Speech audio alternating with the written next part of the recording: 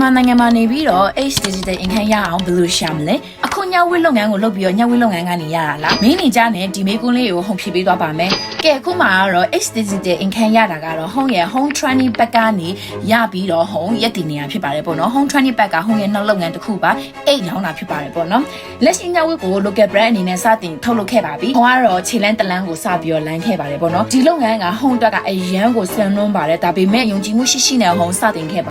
ငွေများများလို့ချင်ရင်တော့အလုပ်များများလုပ်နိုင်ဖို့တော့လိုအပ်မယ်လीနော်လုပ်ငန်းတစ်ခုစလုပ်ပြီးဆိုရင်ဆုံးရှုံးရမှာကြောက်တဲ့လူတွေဆိုရင်ကိုယ်ပိုင်လုပ်ငန်းစလုပ်ဖို့လုံးဝအကြံမပေးပါဘူးတော်တော်များများကလည်းဒီလုပ်ငန်းလုပ်ရင်ရှုံးမလားဟိုလုပ်ငန်းလုပ်ရင်ရှုံးမလားအဲ့လိုအရင်စိတ်ပူနေရင်တော့ကိုယ်ပိုင်လုပ်ငန်းလုံးဝမလုပ်ပါနဲ့အဲ့ဒါကိုပြောချင်ပါတယ်ပေါ့နော်လုပ်ငန်းတစ်ခုစလုပ်ပြီးဆိုရင်ခံတန်ရည်ဆွမ်းရှိဖို့ကလည်းအရင်အရေးကြီးပါတယ်ဘာဖြစ်ဆိုရင်တစ်ခါကြရင်ကိုစဉ်းစားနာဟာနဲ့အတိုင်းကိုလုပ်မဲ့ plan အတိုင်းကိုမဖြစ်ရင်တကယ်လုံးဝအဆန့်ကျင်ဘက်ကြီးကိုအပြောင်းလဲဖြစ်တတ်တယ်ပေါ့နော်အသက်အကျအရန်ကိုရှိပါတယ်ကောင်းချင်းစွန့်ချင်းကိုခံနိုင်ရင်ဖို့လိုရပေါ့နော်ဆိုတော့ဟိုတခုအကြံပေးချင်တာကတခုခုလုပ်မယ်ဆိုရင်ကိုရွေးချယ်လိုက်တဲ့လမ်းကိုအဆုံးထိရှောက်နိုင်မလားကိုတေချာစဉ်းစားပါတေချာစဉ်းစားပြီးမှဒီလုပ်ငန်းတစ်ခုကိုခြေလန်းဖို့ကိုလုပ်ဖို့အကြံပေးချင်ပါတယ်ပေါ့နော်